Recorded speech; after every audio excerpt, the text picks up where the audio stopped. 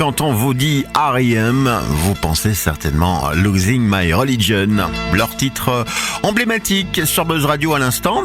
Elle est là en studio. Aurore revient pour une nouvelle édition de son Pense-Bête. Elle ne râle pas trop. Il y avait du Polnareff juste avant. Elle n'aime pas ça, n'est-ce pas?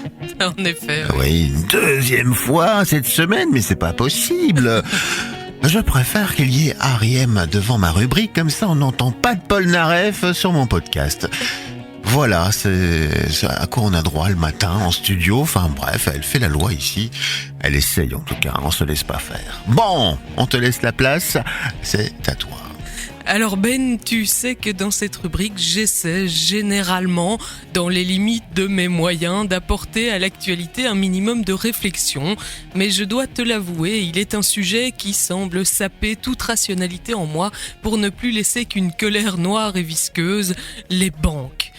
Oui, je sais, c'est cliché, la bobo intello-gauchiste qui n'aime pas les banques. Seulement voilà, il n'y a rien à faire. Chaque fois qu'on en entend parler, c'est pour nous rappeler qu'elles ne nous rapportent rien, qu'elles jouent avec l'argent des autres comme si c'était le leur, et qu'elles n'ont aucune raison de ne pas continuer à le faire, puisque lorsqu'elles vont mal, c'est à nous d'amortir le choc avec un patrimoine commun qui fond à vue d'œil. C'est que la gestion des finances publiques ces dernières années ressemble à s'y méprendre à un jeu de hasard dans lequel on aurait misé nos bijoux de famille. Parfois on est un peu juste de quelques milliards, mais rien que l'héritage familial ne puisse nous permettre de surmonter. Et pour embellir le tableau, votre banquier, qui n'en est de toute façon plus à une honte près, vous expliquera qu'il vend de nombreux produits vous permettant de réduire la pression fiscale qui pèse sur vos frêles épaules. Bon, c'est pas gratuit, il y a des frais, c'est vrai, mais c'est toujours ça que l'État n'aura pas, pas vrai ? Et de toute façon, qu'est-ce qu'il a fait pour nous, l'État, dernièrement, on se le demande. Bon, si on va par là, c'est vrai que les banques ne présentent pas non plus une plus-value éclatante pour la majorité d'entre nous. D'ailleurs, si j'y réfléchis, je ne sais pas pourquoi je reste cliente alors qu'il y a tant de services bien plus satisfaisants que je n'hésite pas à stopper lorsque je n'en vois plus l'intérêt.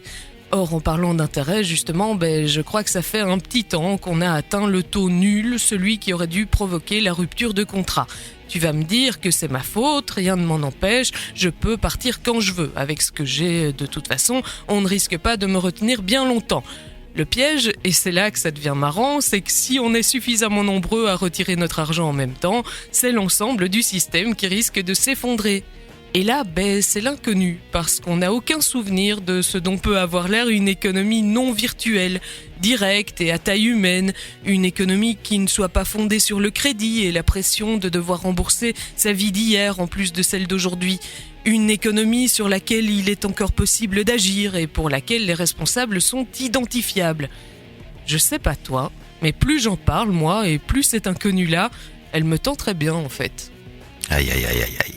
Elle est mordante, ta rubrique de ce matin. Engagée aussi, c'est bien. Il fallait un jour que tu en parles, des banques. Eh oui. Aïe, aïe, aïe. Bon, on va y réfléchir.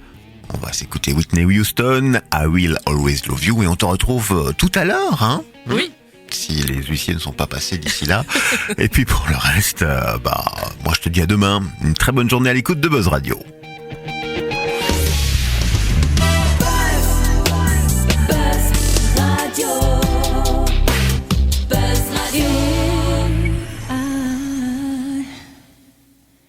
Should stay, I would only be in your way.